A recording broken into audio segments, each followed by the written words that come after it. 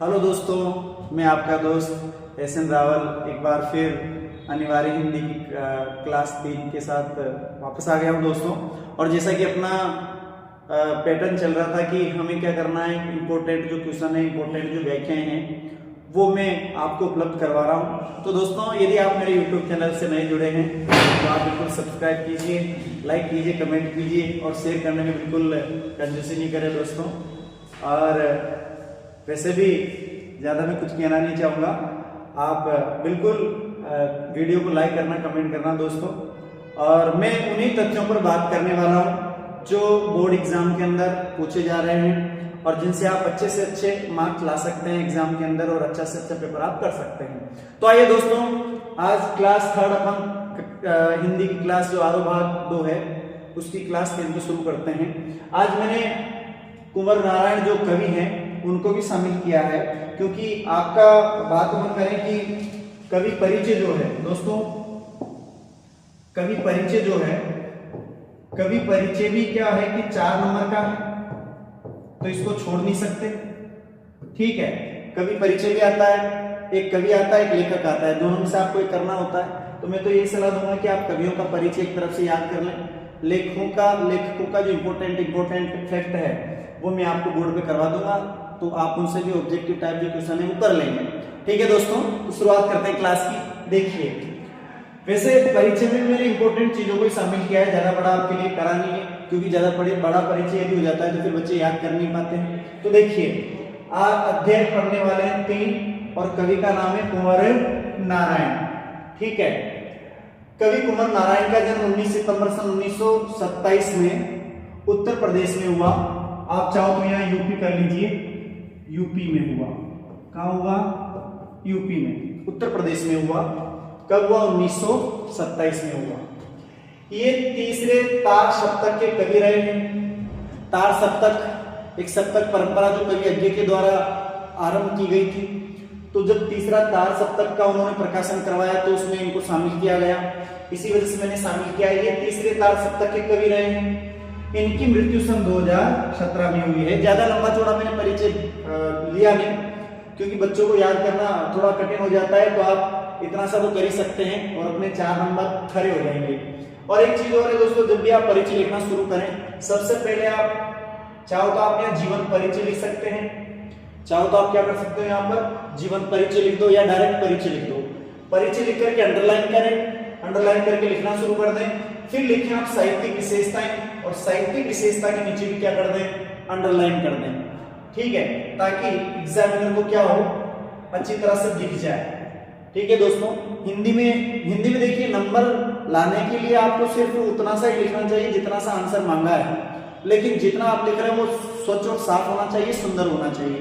देखो, बात करते हैं साहित्यिक विशेषताओं में। देखिए, इन्होंने कविताओं के साथ साथ कहानियां, लेख तथा फिल्मों पर भी समीक्षाएं लिखी है। इतना सा याद हो जाएगा, कविताओं के साथ साथ कहानियां, लेख तथा फिल्मों पर भी क्या करी है, समीक्षाएं लिखी है। कविताओं के प्रति इनका दृष्टिकोण यथार्थवादी रहा है। कैसा रहा है? कविताओं के प्रति इनका दृष्टिकोण यथार्थवादी रहा है। कैसा रहा भाई? यथार्थवादी रहा है। देखिए, बात अपन करते हैं। यथार्थवादी इनका दृष्टिकोण रहा कविताओं के प्रति। ठीक है, यथार्थवादी का मतलब होता है कि इन्होंने कविताओं को वास्तविकता में समझा है, क्योंकि क्या होता है कि सभी लोगों की विचारकों की अलग अलग धारणाएं होती है। कुछ व्यक्ति कविता को केवल आनंद प्राप्त करने का साधन मानते हैं, मनोरंजन का साधन मानते हैं, लेकिन इन्होंने ऐसा नहीं माना। इनका मानना है कि कविताएं मानव जीवन में परिवर्तन कर सकती है, तो इन्होंने यथार्थवादी दृष्टिकोण रखा है इनके प्रति, कविताओं के प्रति। प्रमुख रचनाओं की बात कर लेते हैं। चक्रव्यूह अपने सामने, इन दिनों, परिवेश, तुम, कोई दूसरा नहीं। इस तरह से आप परिचय याद कर लीजिए। 4 नंबर का परिचय आता है तो आप याद कर लें। ठीक है दोस्तों, अब आप चाहे तो स्क्रीनशॉट ले लीजिए, मैं इनको मिटा देता हूं, आगे बढ़ते हैं। देखिए, हाँ, बात करें यहां से, ऐसे आप अंडरलाइन कर लीजिए तो और बढ़िया रहेगा आपके लिए। लिखते समय आप क्या करें, बोर्ड पेपर में जब आप देने जाएं उस समय भी अंडरलाइन कर दें, ताकि एग्जामिनर जो है वो आपको अच्छे अंक दे। देखिए, आगे बढ़ते हैं यहां से। इसके बाद बात करते हैं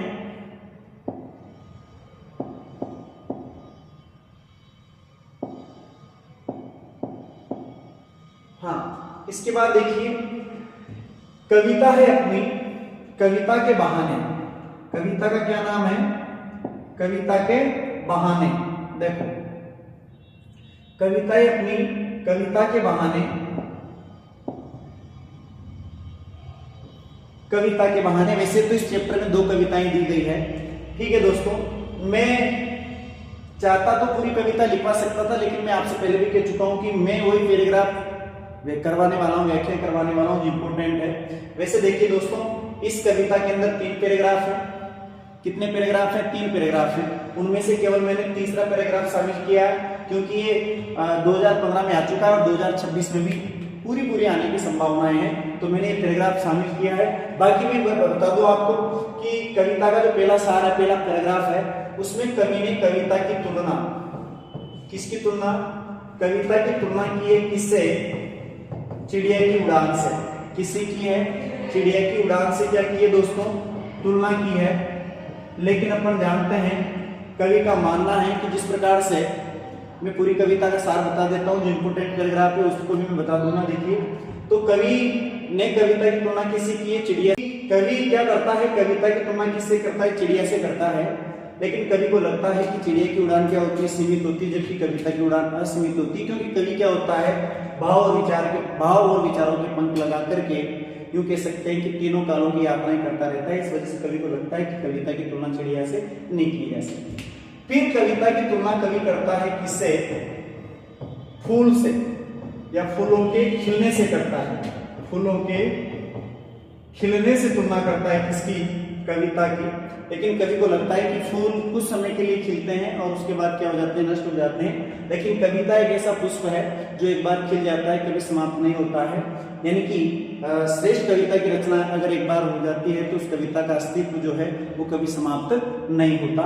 इस वजह से कवि को लगता है कि यार कविता की तुलना फूलों के खिलने से नहीं की जा सकती।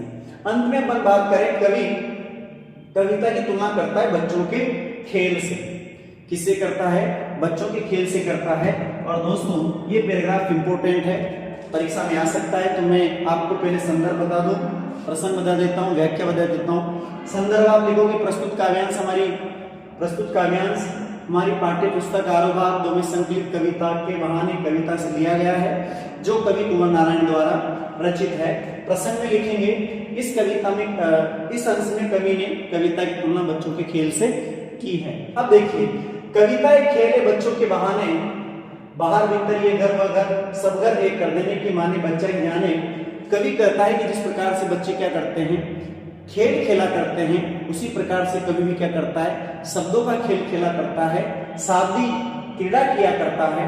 ठीक है, बाहर भीतर ये घर वगर सब घर एक कर देने की माने बच्चा ही जाने। बच्चा जो होता है, जाति और धर्म का जो भेदभाव होता है उसके बारे में समझता नहीं है।